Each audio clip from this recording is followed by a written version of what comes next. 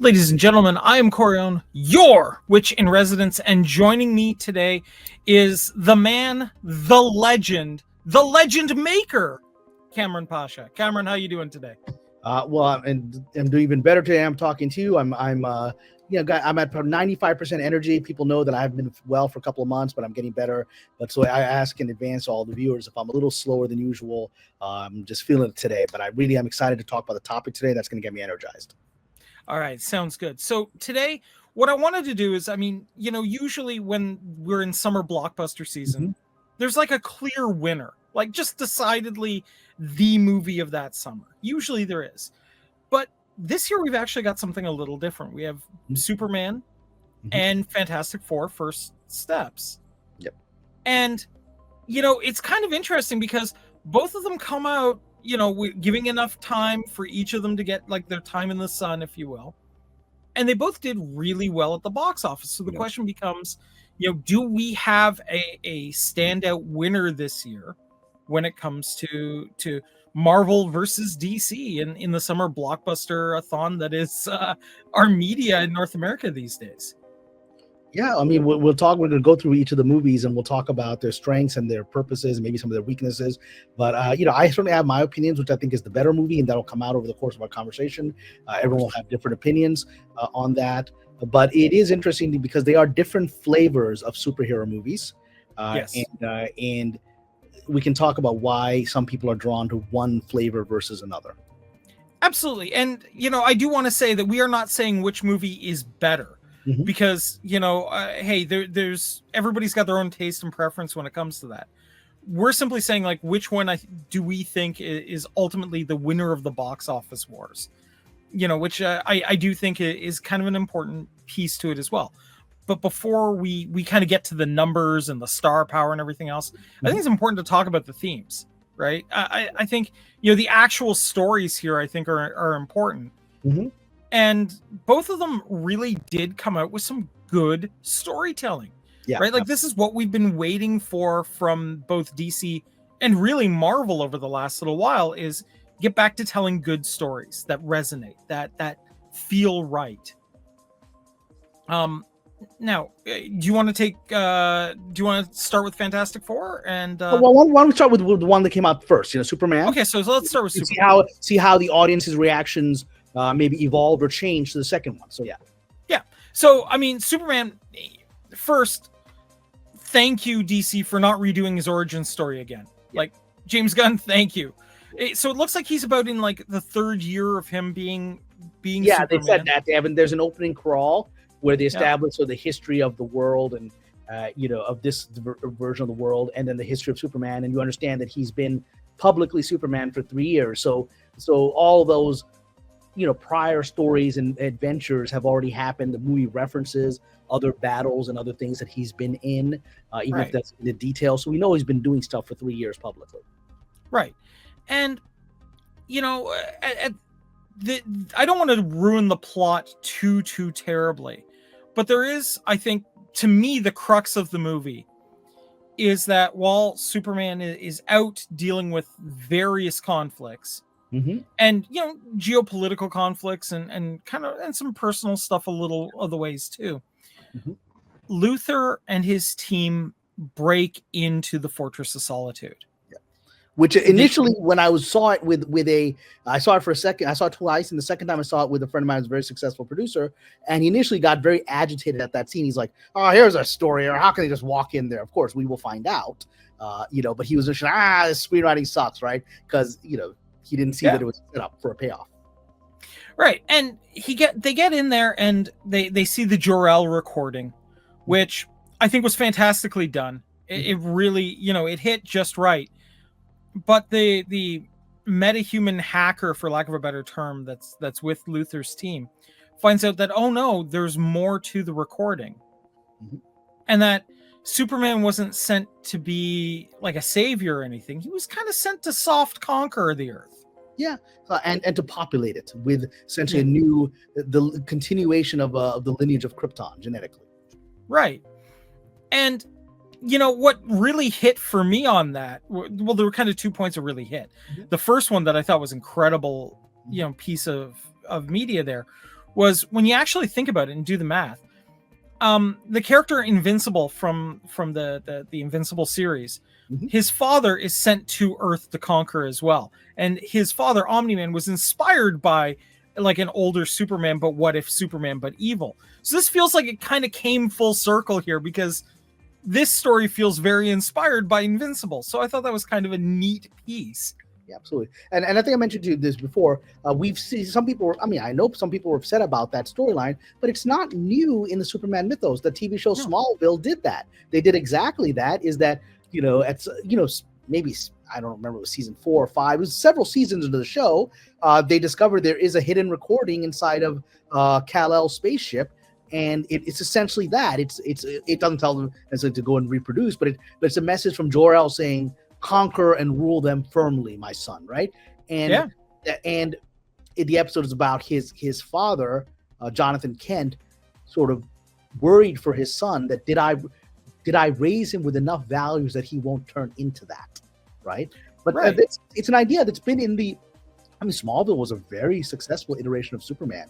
I don't think anyone who would consider it not within the mythos of Superman. Absolutely. And, when you actually take a look too, we find resonance in mythology too, right? The stories of Hercules, coming down to, being born of gods and men and choosing his humanity despite all his difficulties with it. And even Gilgamesh, if we want to go even older, right? Sure. 2/3 God, and still chooses to live among mortal men after meeting Enkidu, right? Yeah, and facing, forces of the gods and of nature, like like Tiamat, whatever, and doing that to protect humanity when he could easily use his powers to dominate humanity. Exactly. And I think that's why Superman resonates so well with us, is we've been, in one way or another, telling this story for literally tens of thousands of years. Well, it goes back to a very basic thing that I think has been something even before we had a term for it, which is nature versus nurture. Right? Exactly. And that's something that human beings have struggled with since the beginning, is that, are you bound by your genetic or your ancestral heritage, or do you have free will? And that's, I think the stories keep rebounding towards free will, because that's what we would like to believe. We would like to believe that we're not limited by our past. True. And, personally, I kind of tend to believe that our past influences us, but I don't think it controls us. I think our will is the primary factor there. Yeah, but your lineage. I mean, you are the product of your upbringing, your environment. Your values are going to be shaped by that, even if you choose to reject those values, because you're then responding to them. You're saying, exactly. I don't believe in these anymore. But you had to have been inculcated with them to then reject them. And so there's no, and that's a good thing, because then we have no meaning if we're not part of a lineage. We can reject the lineage or be an enemy to the lineage, but we don't have a meaning, any of us, without a lineage. Agreed.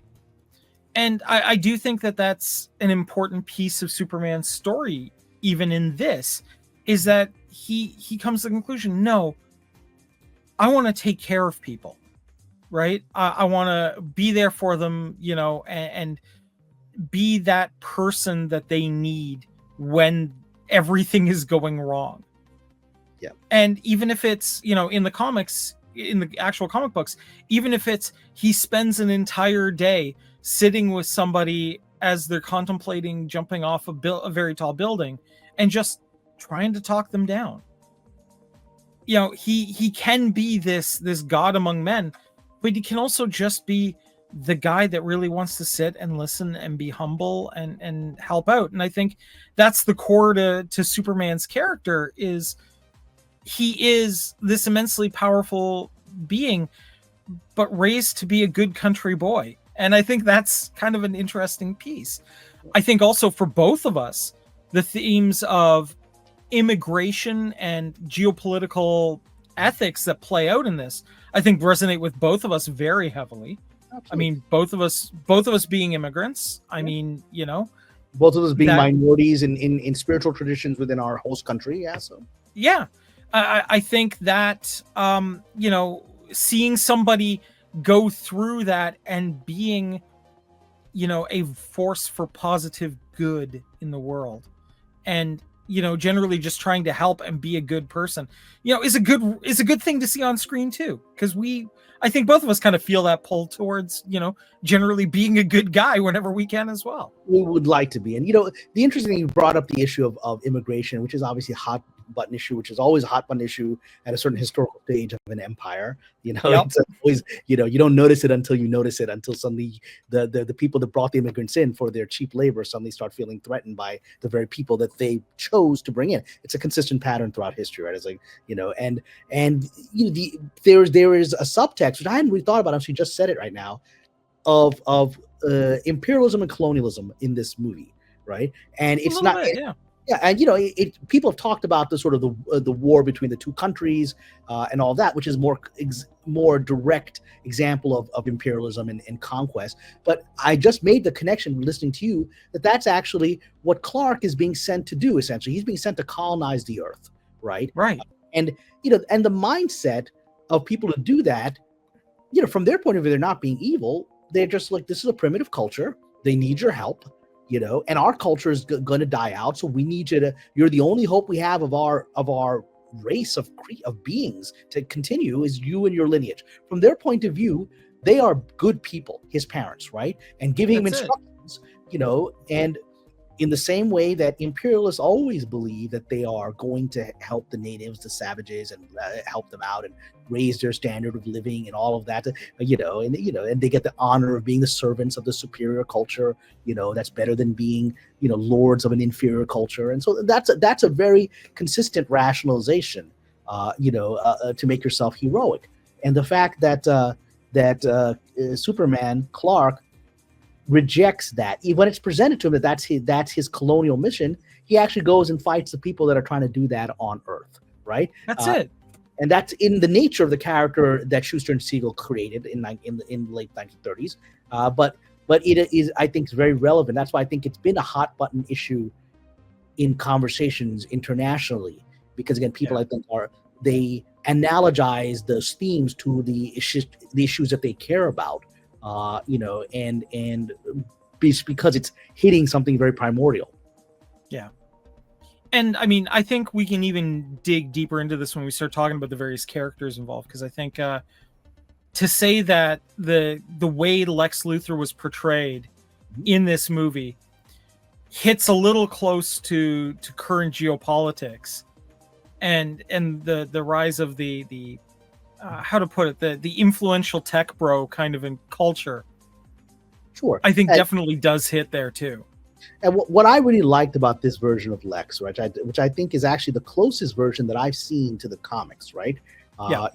We had Gene Hackman's brilliant, iconic portrayal, but that's done for humor and all that. This is there's some humor in this film, but it's not really around Lex, right? Lex is the serious person in this movie. He's the straight man in many ways of this movie, and in the ways he is in the comic. But where I think it's so relevant for today is that this version of Lex Luthor really is open about his feelings of inadequacy, his feelings of jealousy towards Superman, which are inherent to the character, but they're not often talked about. And this character says it out loud. He embraces it. That yes, I am jealous of your powers, because you remind me that not just I, but all of human beings are weak compared to your race, right? And well, so that's the defense of the native peoples from the danger of the colonists, right? Well, even consider this, and just for humor's sake, flip it around from Lex's perspective. Superman is practically a Lovecraftian monster. Mm-hmm.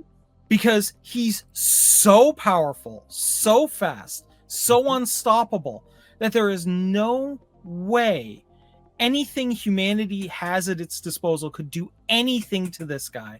And they're so hilariously outmatched. No wonder he goes crazy, if you will, trying to figure out how to deal with it. Yeah. And that's it's what makes Clark so interesting, especially in this version in the movie, is that he is aware that his powers can be abused. He's aware that he can use them to hurt other people and to dominate and to conquer. He's very aware of that. Even before, I think the message from his parents makes it very clear to him.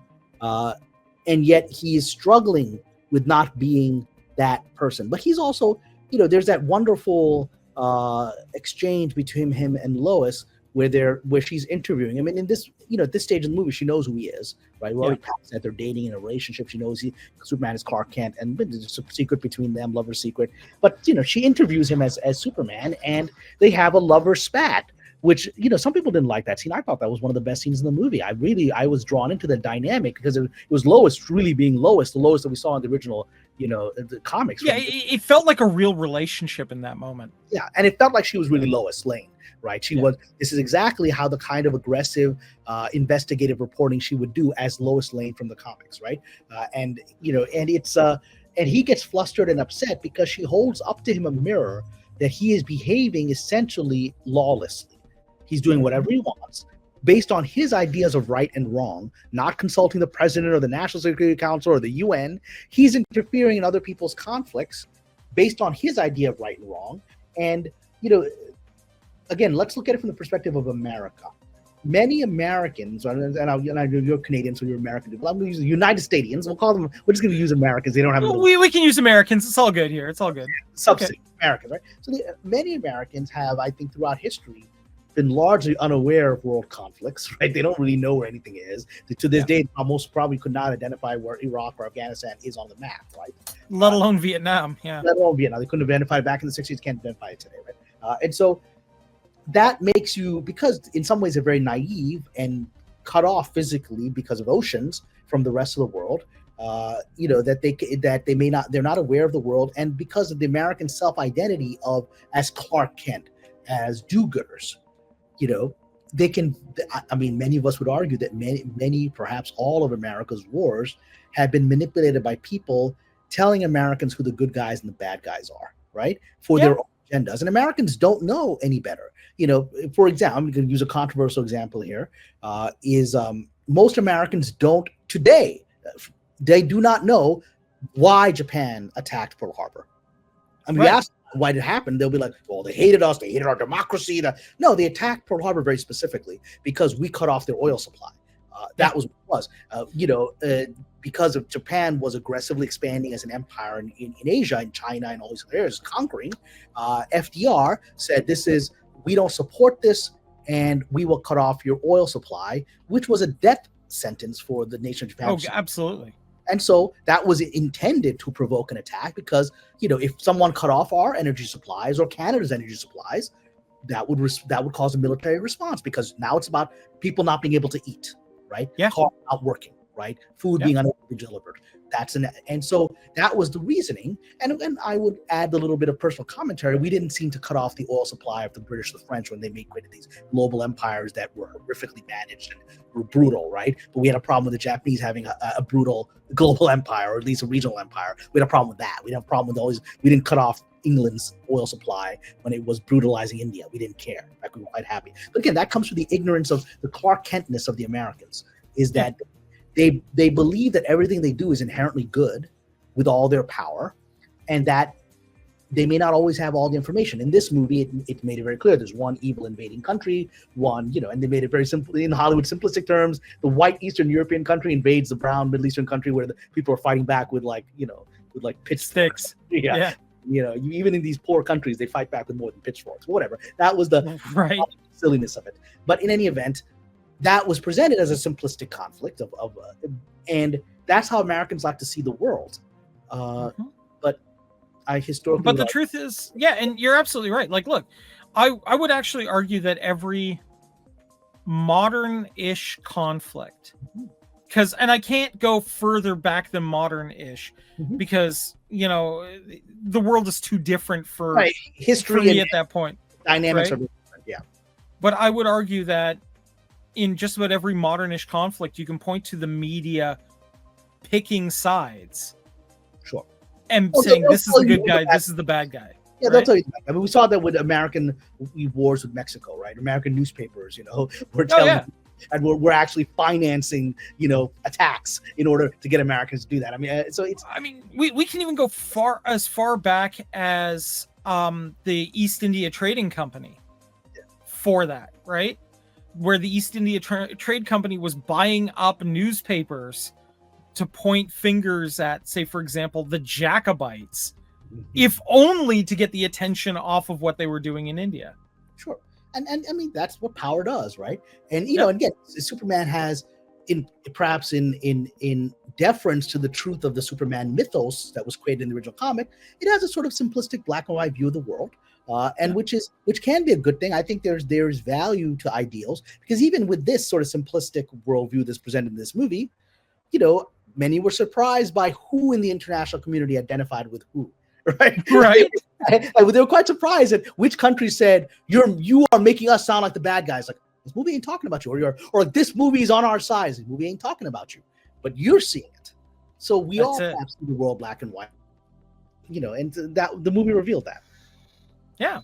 So, why don't we move now to Fantastic Four? So we've got we've given you the Superman side.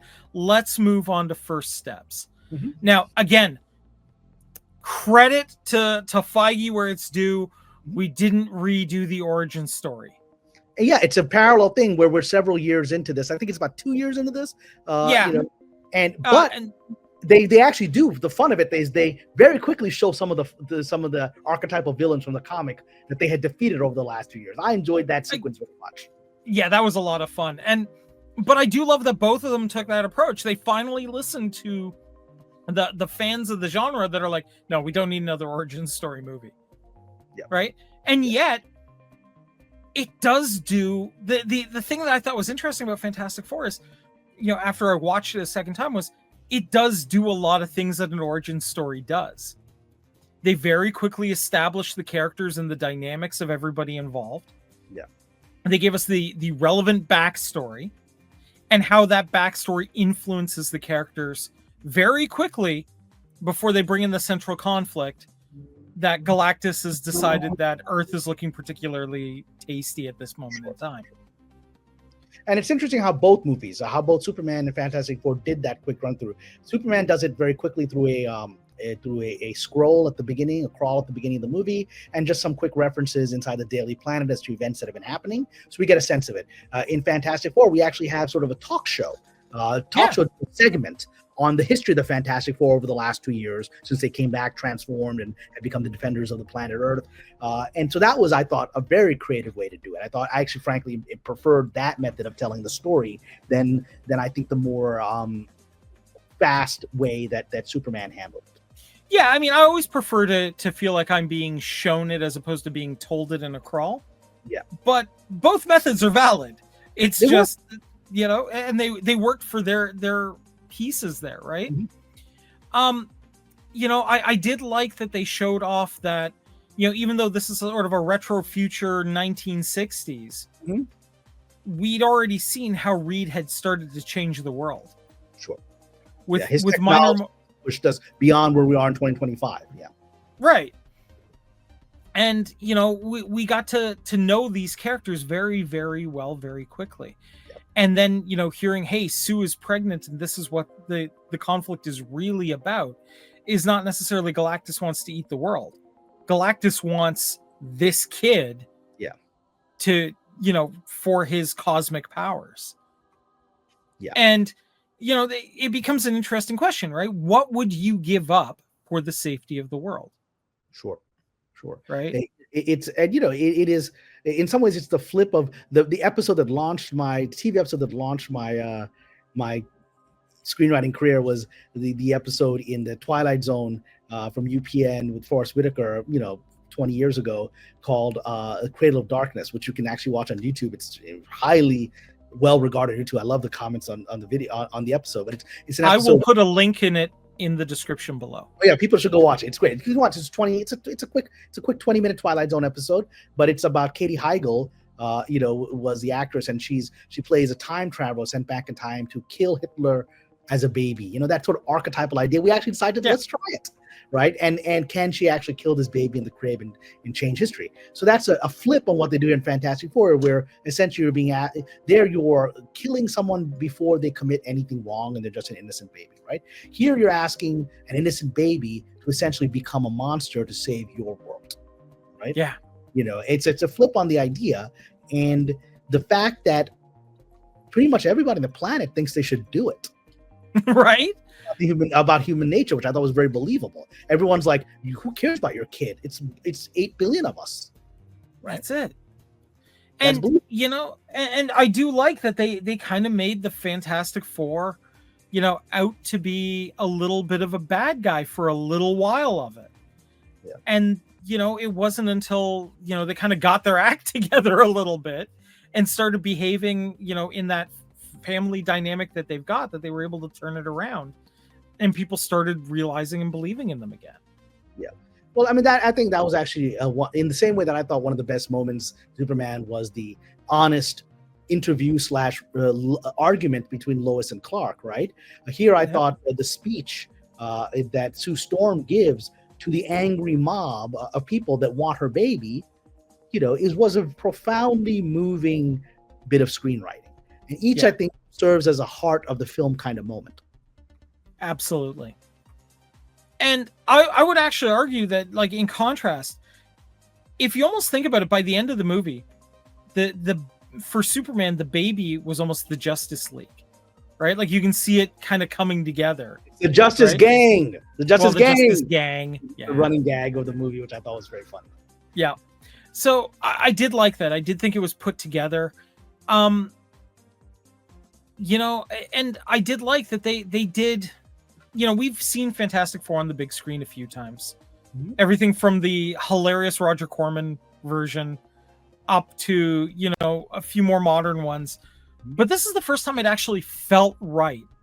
Like, the aesthetic was there.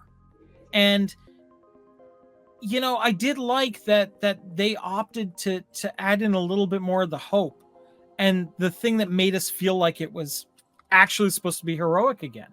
Yeah. Right. Well, I think this was really much, and I enjoyed the one with Jessica Alba, those movies. I thought they were fine. Yeah, they were fun. They're fun. But, and, Alba I thought was a fun Sue Storm. And, but this is the closest. In fact, I think it really is the one that hits the nail on the comics, right? And the cartoon that I loved as a kid. I didn't really read comics as a kid, but I loved TV cartoons. And I watched that Fantastic Four cartoon, which is the central part of the movie, right? Is the Fantastic Four cartoon. And it really is part of the homage to all those of us who grew up with it.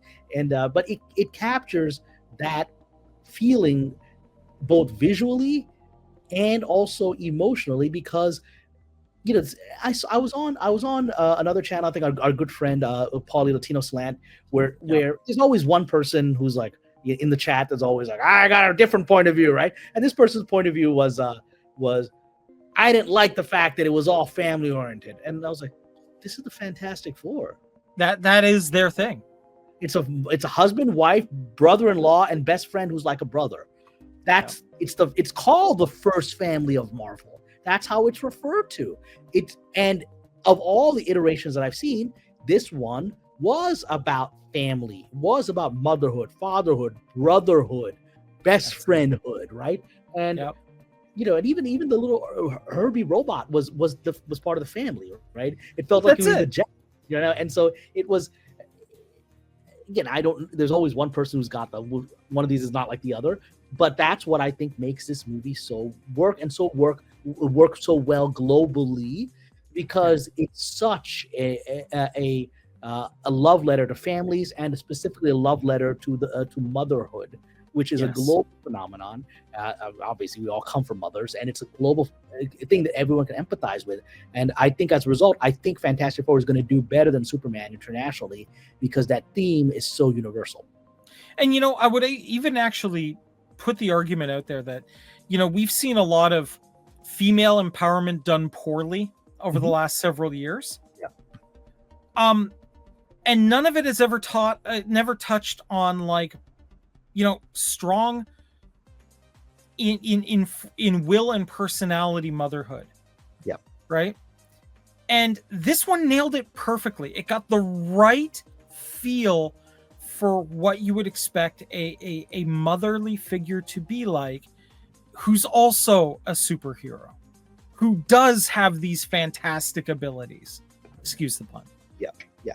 Well, I mean, and it's the strength of Sue Storm, and again, Vanessa Kirby, I think, absolutely nailed it. She nailed it. It was weird, before this movie came out, there's a lot of weird talk about her, like, not being right for it. and whatever. And then, she's absolutely nails it. And she nails the power of a mother in trying to save their child. My understanding is in the original, when the creator of the Incredible Hulk was coming up with the idea of it, he had read a story about a woman whose child had become trapped underneath a truck, and that woman lifted massive adrenaline. She lifted the truck. She lifted this several ton truck to get her child out of it. And no scientist would deny that that's possible with extreme adrenaline that would come from motherhood instinct of survival.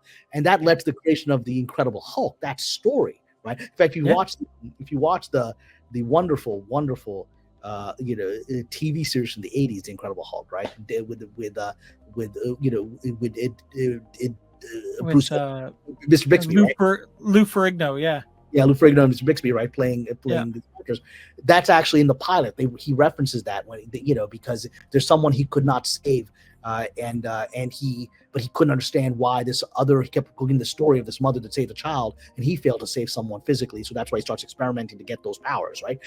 So this is in my religious tradition, Islam, we have a very famous saying, which is paradise is under the feet of the mothers, right? And that's why I think Vanessa Kirby brings it. So in the end, her final actions to face off against Galactus for her baby are so true and so visceral. You can imagine, I can imagine my mom doing that, going all that way. I can imagine my sisters doing that. Every one of us, you can imagine your wife doing that, right?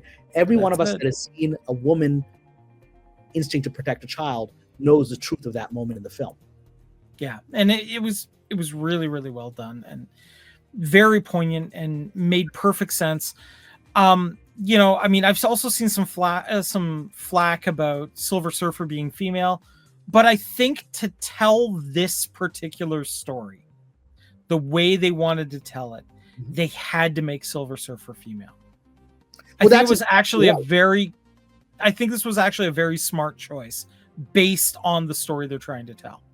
That's exactly right. And I've made this comment that people, again, because I think many of these fans are scarred by some of the politics of the last decade in storytelling, this was pure, perfect screenwriting for Shia LaBeouf to be the female Silver Surfer in this story. It needed to be for two reasons. One is there's a wonderful, wonderful dynamic between her, and Johnny Storm that's romantic, sexy, two flying superheroes. Very flirtatious moments. Yeah. Exactly. It was and that dynamic, it can work if you wanted to see two men and you're into that kind of dynamic. Most people are just preset to appreciate that more in a male-female dynamic, right? And then when you understand Shia LaBeouf's history of how she became the Silver Surfer, that she essentially sacrificed her life to save her child and her planet, right? Then it's a direct parallel to Sue Storm. This could not have worked with a male Silver Surfer. Story-wise, it couldn't have worked. And I think anyone who watches it understands that. So I think the politics of they're sex swapping, gender swapping is very silly here when you see the movie, because it would. That's it. It's kind of ridiculous to have the male Silver Surfer in this dynamic. Right. I mean, for this story, and I would argue this story specifically, it worked really, really well. The surfer being the character that she was in this story was just exactly what we needed, right? Yeah. And I think that worked out great. I really enjoyed it. It felt like a reset hit for Marvel, which, let's be honest, over the last 4 years at least, it's desperately needed it, right? Yeah, and this is the credit, like you said, this is a credit to Mr. Feige, is that he understands that the direction he was going in was leading to his own ouster. Yeah, and I think he understood that he's not going to be forever in that role if he's going to keep producing things that people don't want to watch. And I think this last phase was largely disappointing, except for a few moments like Ms. Marvel. And the reason I reference Ms. Marvel is that was the beginning of the direction that got us a Fantastic Four, because Ms. Marvel was a family-friendly, family values-oriented show that felt like a classic Disney storytelling that it really didn't have any of the politics that people projected onto it, because assumed it'd be, because it's a Pakistani Muslim war, it's going to be all about imperialism and racism, which it really wasn't. There's a little bit of that with regard to the Homeland Security characters, but it was a very minor part of the show. It was about family values. And that pointed into the direction and I think Thunderbolts was also about family, like a weirdo family, I well, thought it was a found family dynamic that came together at the end. Yeah, right? Exactly. And these are sort of lost people that come together, which is a family. And then here we now come to, so we went through sort of the minority family to the found family to the good old fashioned white family, right? But that's an adjustment that I think works and now is pointing us in the direction. Now I'm excited for the next Avengers. I'm excited to see the Thunderbolt characters. I'm excited to see Fantastic Four. They're all going to be the next Avengers. I like where this is going now.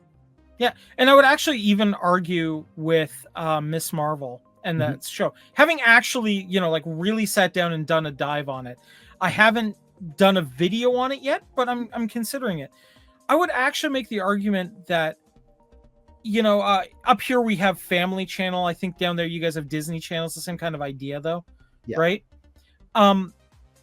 That Miss Marvel could have easily, it feels like a bigger budget version of something that we would see on those channels. That's exactly right. That's exactly what it was. That's why I reference it as a classic Disney Channel kind of ABC story from the 80s or the 90s, right?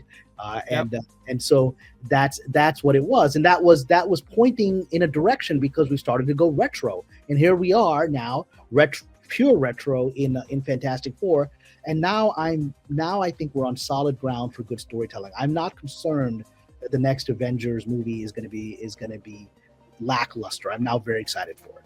Well, okay, and see if you agree with me on this, because I think I'm starting to see the trend, and I want to see if you are as well. For a long while, people, post Watchmen, people were absolutely obsessed with the deconstruction of our heroes. Mm-hmm. I think now we're into a reconstruction of those archetypes. I think we're starting to get into that piece of it again, that kind of upswing into the no. We can actually have people that we, see as icons that we can gear ourselves towards again. I think that's absolutely right. I think that's very perceptive on your part. And I think Superman does that very, very clearly because we've had. I mean, I don't really think that previous versions of Fantastic Four deviated in the ways that I think the Snyder universe. Well, Fan Four Stick definitely deviated. Well, yeah, okay, but it was not known for that. Whereas I think we've had several movies now in a row of Superman in a very different vision of him that some people passionately connected with. I didn't, right? And and so this is very much a deconstruction. This is returning. Yeah. And I think some people have been upset that I think Dean Cain, who's been saying some unfortunate things recently, has been upset that the parents, that Clark's parents are like Hicks here. I actually like that they're kind of Hicks here. It's pretty clear, because it's returning to real hometown Kansas values, right? And they're not trying to be New York City slickers in any way, shape, or form. No, even his parents in Lois and Clark were from Kansas, but they kind of felt like they could be in Metropolis as like a nicer older family. These people belong on a farm in Kansas, right? That's what they belong. They do. Right? And return to it. And having met people who farm in Kansas, they feel right. They feel authentic to that place and that space. Yeah. And that's a good thing. Yeah. Right? And that's not to say that they're, have like really outdated ideas or anything along those lines. Not at all. They're still these good, honest, hardworking people that genuinely believe in the American values, the positive American values that, made America the shining beacon on the hill. Sure. And again, there are many critiques you can do of this country's history, but I do believe, it has always had this ideal, which has often failed to live up to. The founders had these ideals and failed to live up to them in their personal lives, but they had these ideals, which you can give that to them, which they could have did. Americans don't have to be Clark Kent. They can be, as Europe was, ruthless, imperialist, knowing, cruel barbarians. The Americans may not be aware of what their military has done in the world. That's their naive innocence, right? Whereas the Europeans are very aware. They're happy. They're happy they colonized the world and did brutal, terrible things. They're fully aware of it. I know I've been there. They are fully aware of what they did, and they're proud of it. And so that's not Americans, and that's what is the saving grace of America, which Clark Kent and those parents represent. That's it. And, you know, conversely, I think with the Fantastic Four, we also see the, you know, where we have the good old boy kind of thing. We have a very we have a family that, I mean, yeah, they're New Yorkers through and through, but they also, they also embody those idealized American values that hopefully people try to live up to, right? Of being genuinely good people, of using what skills they have to benefit not just themselves, but the society around them, right? To make things better for everybody, right? And, you know, live up to your potential. And I think that, if anything, is the American, American ideal, is have the opportunity and space to live up to your potential. But here's the trick, and then do it. Yeah, and then do it, and then hopefully keep your values in the process. One of the very subtle moments in the film that I think was very telling was when Lois takes an injured Superman back home to his family, and she meets them for the first time. And then his mom puts him to bed so he can rest and recuperate. And then Lois sees his bedroom in his farmhouse, right? And she sees the old, trophies from high school and the old pictures and the dumb sort of the pseudo punk band posters and things.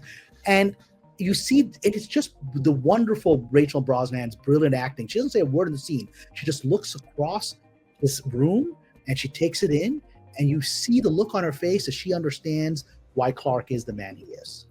That's and it's admiration. It's admiration for these people and their simplicity. She's a city slicker girl from Metropolis, and you can see the look on her face of, wow, okay, I know why this guy's a good guy. Yeah, because he's just like every one of us. He just, happens to live in a world full of cardboard, right? Yeah. And, I will also say that, Nicholas Hoult as Lex Luthor did such a good job. Yeah. I would argue Galactus was played brilliantly and felt right for the character. Been waiting for. Yeah, right. Like, all of this came together just ideally, right? And we had solid bad guys here. There wasn't like, yes, there are comics, but we didn't have cartoon level villainy here. We had actors in the roles of those villains who understood the role and put it together really well. And you want to talk about kind of a point of comparison for the villains, right? There's serious colonialism arguments to be made for both of these movies. Sure, absolutely. Right? The kind of colonialism where a group shows up and just devours the resources of an area, right? Absolutely. Leaving it devastated, versus, where Lex is and his group is doing. It's interesting. The European colonialism that I often critique is a very unique historical phenomenon that isn't how empires worked historically. Empires would defeat other kingdoms and inhabit them, but at least the ones that function, would largely incorporate the conquered peoples into the administration. And often, like the Roman Empire, you could be from a conquered North African, colony and end up becoming the emperor, right? Same thing in the Islamic world, the Islamic Empire. You're Spain, North Africa, China, whatever. You quickly acclimate to the culture, and you can rise within it. And it's what the unique phenomenon of 17th, 18th, 19th century European colonialism, and some would argue some places in the world are continuing that, but that large scale phenomenon was this unique thing that's more like Galactus, where you come in and you just rape and destroy the land, and do not attempt to incorporate those people into your system and give them opportunities within that system. They are permanent second, third class, or devoured citizens, right? Yeah. Being given usually horrific ultimatums, like Galactus gives, right? Because they're inferior, so you don't need to give them you just give them a raw deal. You don't even get a deal. That's Galactus represents that. And so that was a very interesting take on colonialism. Yeah. So I do think there's, there is that piece of it, right? I still can't get over Holt's Lex Luthor, man. No, that is incredible. I think it's an award-nominated performance. Yeah, I like don't if get it, but I think he deserves it. yeah, I would argue that if he doesn't at least get a fair bit of work out of this, I don't know what's wrong with what's going on. It's the best iteration of Lex Luthor. I think that I have seen. I think the Lex of Smallville was a really sophisticated thing, but the Rosenbaum did a great job too. Yeah, and so there's but for me of recent days, it's the best iteration of Luthor, and and that's not taking away from Gene Hackman. Gene Hackman did a very unique and fun version of Luthor, but it wasn't Luthor from the comics. It was Gene Hackman's Luthor, right? Well, and Luthor from the comics. Yeah, and I would argue that if you were to, that period in time is we're still dealing with the Cesar Romero Batman, Cesar Romero Joker, Adam West Batman. Yeah. People think of maybe it was a safer way to make villains if they were comical, right? That people who are seeking to nuke the west coast of the United States, right? You have to make them funny in order for that generation for it to be flat. They kind of all have to be Yosemite Sam in a certain way, really good, right? Yeah. They have to be a little bit like silly for you to go with it. But that's not how these characters were envisioned in the original comics, and I think it's wonderful that Holt captured that brilliantly. Yeah, and now I do want to turn a little bit to the audience, because I do have the Cinema Score numbers and the Rotten Tomato numbers. Yeah. Okay, and I'm going to the critic scores I very rarely pay too much attention to. Yeah, because I look at the audience scores. I trust people. Yeah. Rather than reviewers. Right. Now, Superman is sitting at an 83% on Rotten Tomatoes. This is the audience score? This is the audience. And Fantastic Four is sitting at an 86. So they're about comparable. Yeah. Right? That's pretty good. Cinema Score made them a tie at A- for both. Okay. So, I mean, that's pretty solid numbers on both of them. Yeah. Now, it feels like that's about how many people enjoyed it in my theater. So, yeah. Yeah. Now, what I also thought was interesting was the box office numbers. Mm-hmm. Now, normally I would call on a certain Latin American, ironclad individual, but I do happen to have the numbers, and the budgets were pretty similar. Superman had 225 million, whereas Fantastic Four was sitting at 200 million.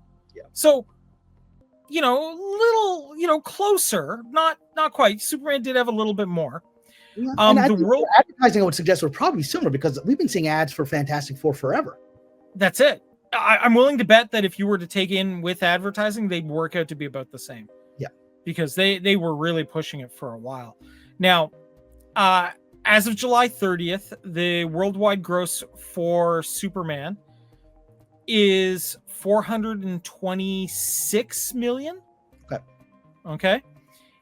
And as of July 28th, which is the latest numbers I have for First Steps, it's 227 million worldwide, 128 domestic, and with a little bit more on their emerging markets, because they did in kind of 3 steps. Mm-hmm. So when you actually do the math, Superman has kind of won at the box office, right? Well, it's still a few days ahead of Fantastic Four. Well, that's it, right? But I think if you give Fantastic Four a little bit more time, it'll definitely happen. But here's the other piece for it. Mm-hmm. Disney Plus is going to have Fantastic Four First Steps at some point soon. Sure. And those numbers are also going to matter a fair bit for the longevity of these characters in this setting. Yeah.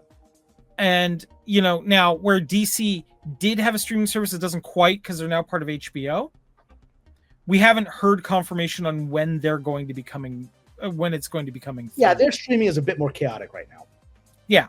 So I would actually argue that Fantastic Four is going to get another bump from being on Disney Plus.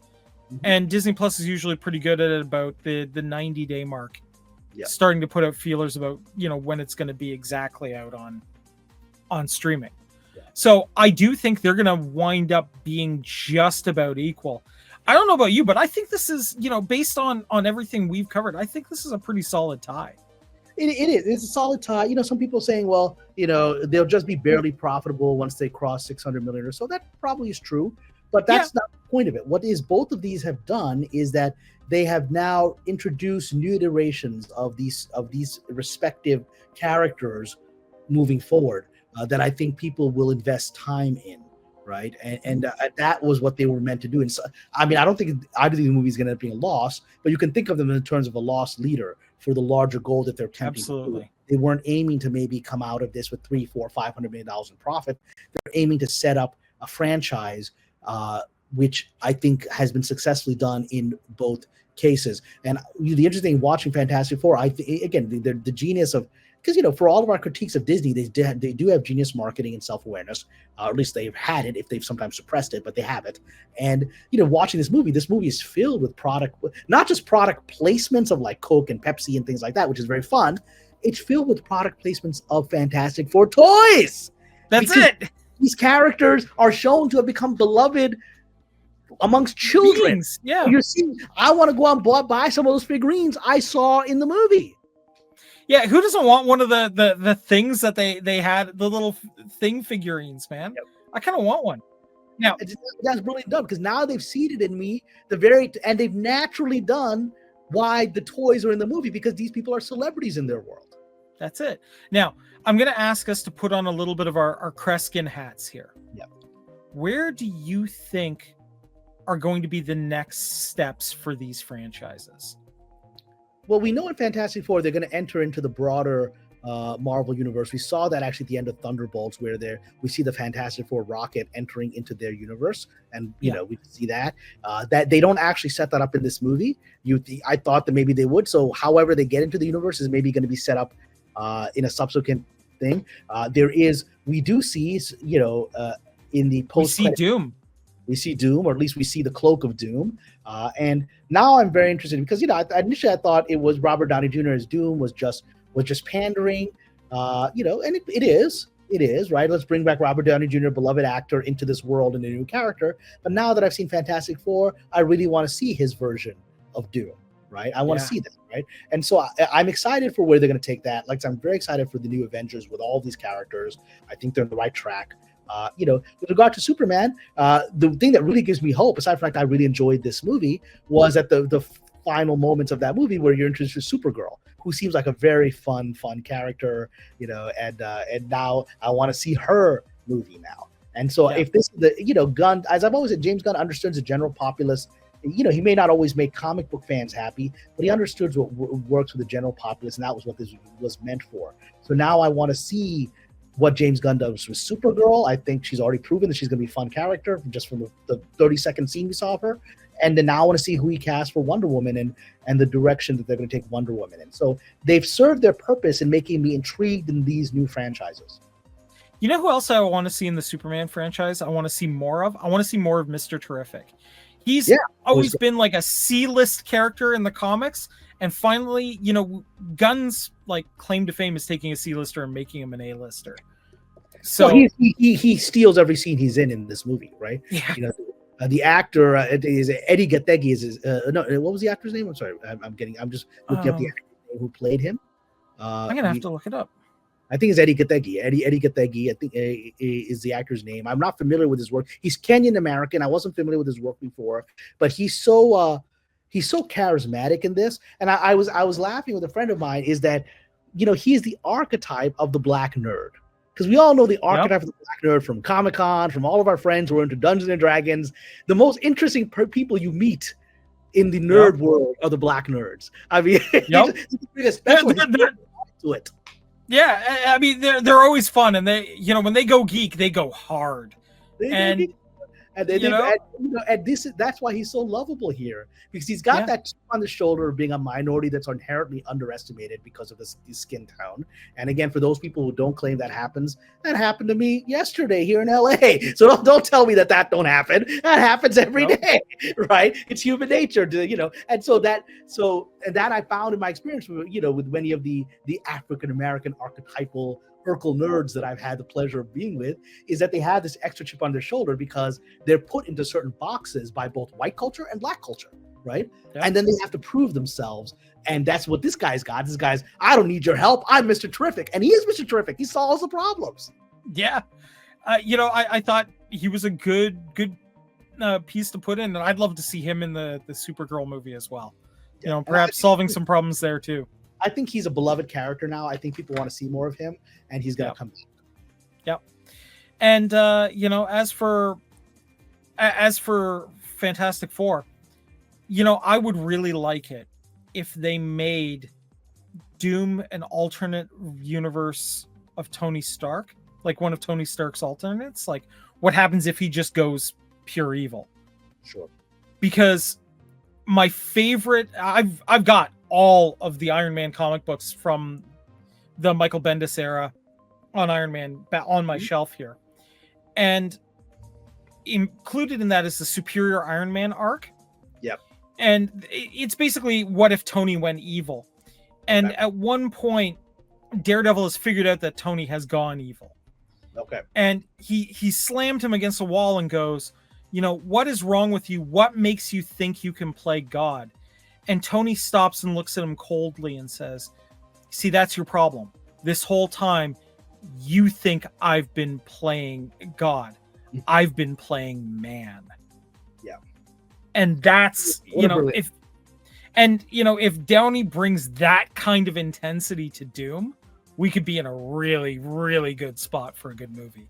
No, well, I mean, Robert Downey Jr. is one of the great actors of our time. I mean, again, watching Tropic Thunder again, only one white man could have pulled that off at the level of genius that he pulled off, right? And that is that the black people embraced it and said, this is the greatest blackface comedy I've ever seen in my life, right? And right. And because he makes fun of it himself, I think is why it works. Well, that's exactly. I mean, it's because it's not making fun of black people; it's making fun of the stupidity of Hollywood people. That's what it's about, the moronicness of Hollywood people, right? And he does that, and so because he understands the subtleties of characters. In Oppenheimer, he was my favorite character, right? And playing the gentleman who's the senator. He wanted to become in the cabinet, whatever, and he was fighting Oppenheimer. The more I did research actually on the historical gentleman that's based on, I ended up being sympathetic to him. I came away saying Oppenheimer was a dangerous psychopath, and the other guy was actually trying to stop this man. And what's great about and why he won the Oscar for it is that even though he's written and supposed to be the bad guy of the movie, he's not. No. And that's because Robert Downey Jr.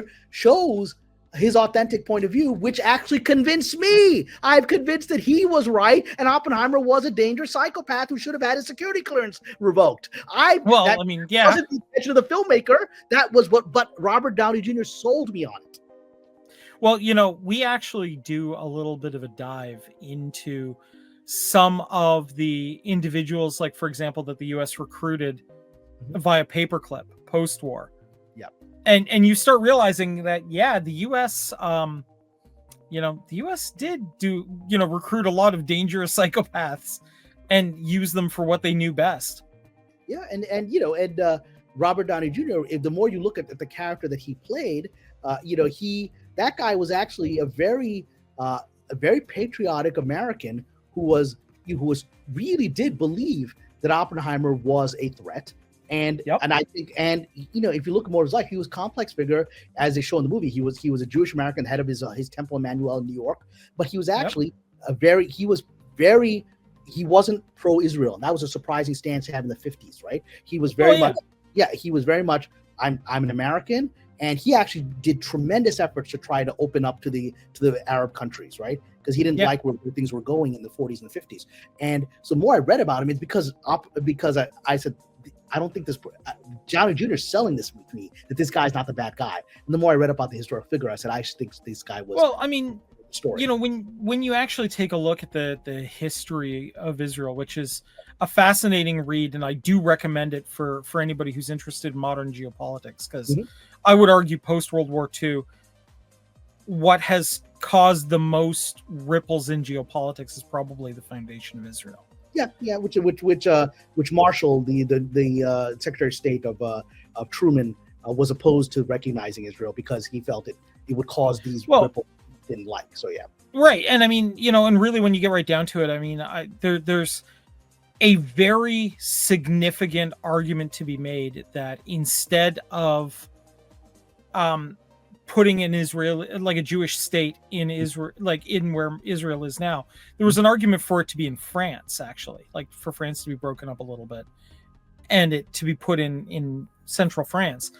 And it's an interesting what if to kind of see where that would there's go. many. I mean, there were other plans because Palestine under the Ottoman Empire was improbable to do it. So the original Zionist plans in the 1800s had been to go to Uganda or even Alaska, or other places, because at the time the Ottomans controlled it and they're not going to let it happen. But that's a completely separate conversation. I want to bring it back to Robert Downey Jr., which is, it was the character was Louis Strauss, right? Who was a brilliant American businessman, close to Eisenhower, and was going to be the first major Jewish member of the cabinet. And he ended up not, and I don't think it was just because of Oppenheimer's PR machine. I think there were other issues that didn't get him. There were a few.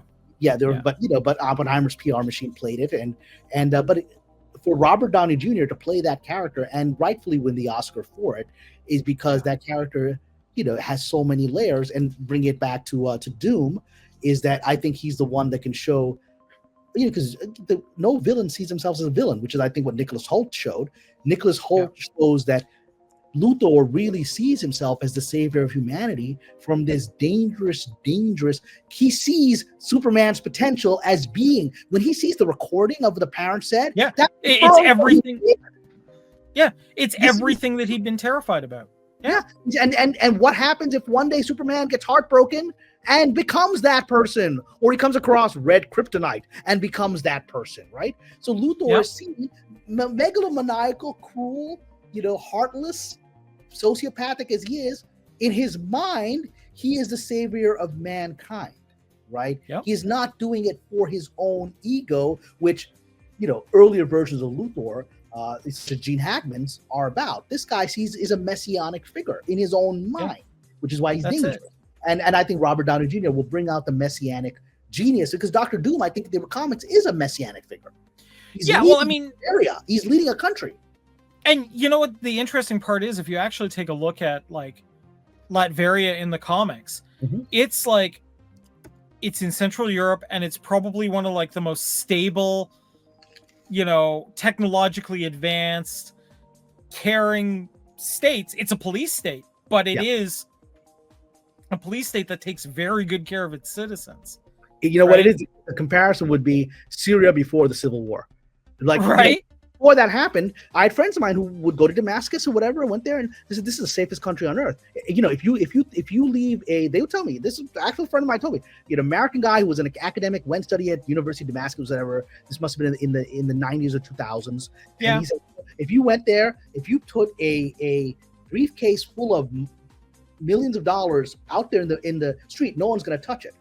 Because it's such a safe, and it's because you did that, the secret police would grab you, and bad things would happen to you for violating the law, right? As a result, it's a completely safe place, right? You would just they used to say that you could walk around carrying a bag of gold with you through the entire Mongol Empire, and no one would touch you.